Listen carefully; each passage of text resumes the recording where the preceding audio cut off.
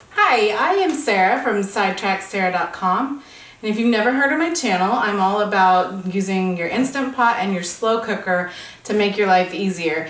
I do a lot for busy families. I have a busy family of my own. I've got 7 children from ages 5 to 22, and we are just on the go all the time. So I use my Instant Pot and my slow cooker a lot.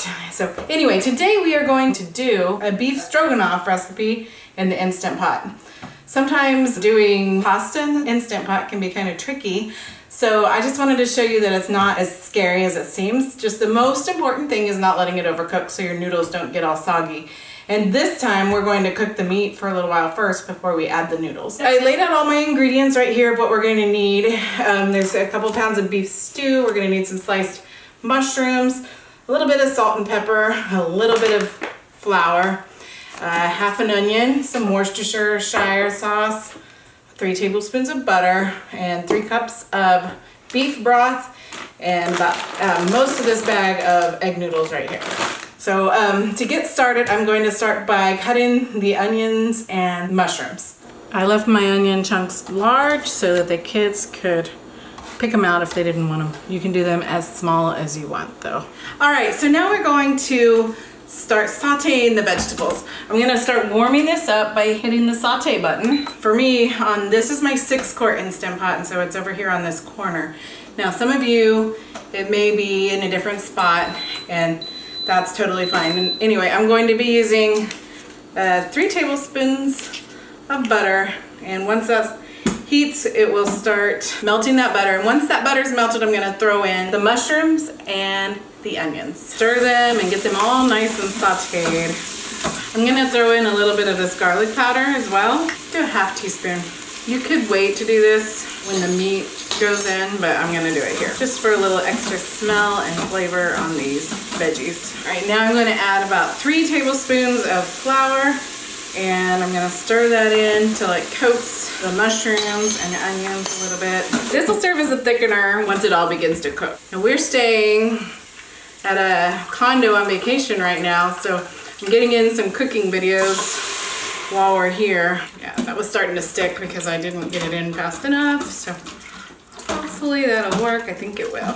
Oh yeah, it's looking good. Anyway, we're in Branson, Missouri, and our family rents a condo. You might have seen that in my last video when we come down here, and we came in January when there's really nothing to do, but we had such a busy December and Christmas season that we decided that we wanted to just get away. So we brought some photography equipment so I could do some videos, a computer so I could work, and then my husband's planning to do some shopping for Amazon, and we're just having a family/work vacation. But right now all the kids are at the little movie theater we have on site, which is fun. And they're trying to watch a movie, and then we're gonna go swimming later. It's been a fun working vacation for sure. All right, so that's the 3 cups of broth, which is gonna give it a really nice flavor, especially with those veggies. And now I'm going to add the 2 pounds of stew meat.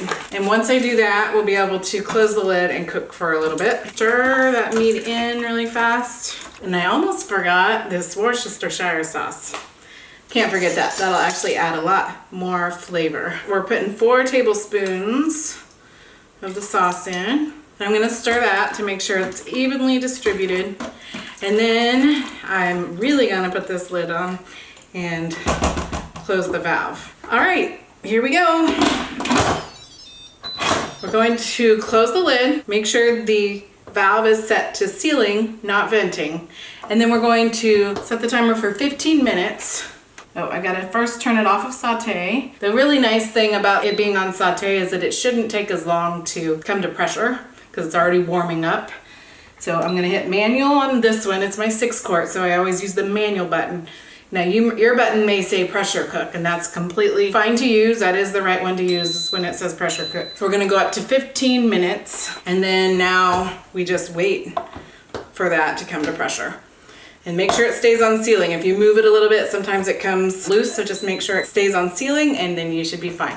And you can see where it just said on, that shows you that it's working on warming up, building pressure. Once it seals, your valve will pop up right here, and you'll know that it's cooking, and then right after it pops up, like within a couple minutes, the countdown on the timer should start.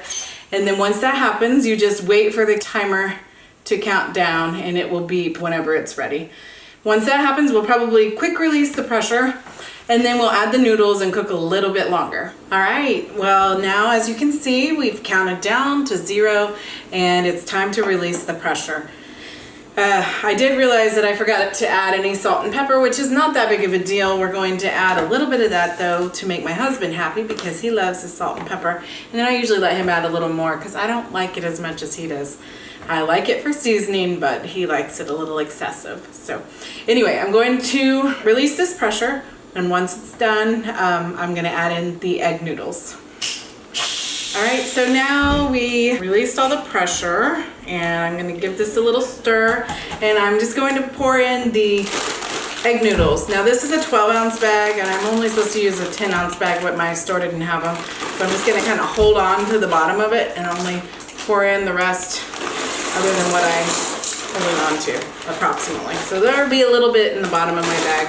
And then it's very important to push the noodles underneath the liquid so that they do not remain crispy. I think I'm gonna start by stirring and then I'll just see how it looks after that. Now once all that is stirred in, we're going to put the lid back on and close the valve, and it should come to pressure pretty quickly, but we're gonna set the timer for 3 minutes. Okay, now the noodles should be done. The 3 minutes is counted down on the timer, and so I'm going to vent again. And as soon as I'm done venting, I'm gonna add a cup of sour cream. And I had forgotten to put the ingredients of the sour cream in the first image where I showed you all the ingredients. So just know there will definitely be sour cream in this dish. So okay, I'm gonna go ahead and vent this and then I'll add it. Okay, now that the steam has let out,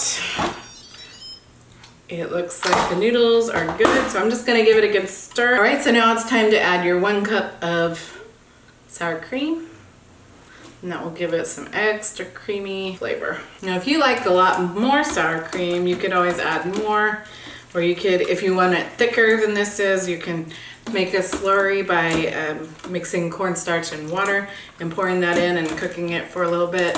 But it looks about right for me, and it will thicken a little bit as it cools, so you can always just let it cool if you want to.